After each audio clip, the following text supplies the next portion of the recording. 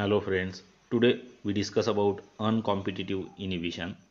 In this type of inhibition, inhibitors combine only to enzyme substrate complex and not to the free enzyme.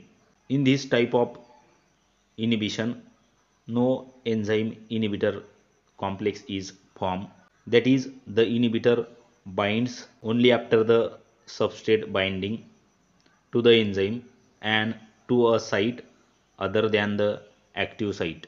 Probably the binding of the inhibitor only to enzyme substrate complex effects an induced fit on the catalytic site, resulting in greater affinity for substrate, as a result reducing the catalytic efficiency of the enzyme.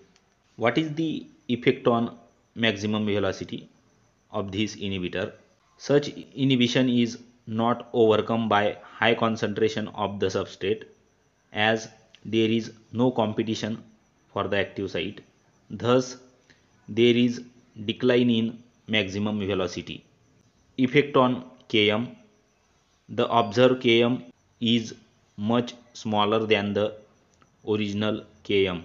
The example of this uncompetitive inhibitor include phenylalanine, which is the inhibitor of the enzyme alkaline phosphatase.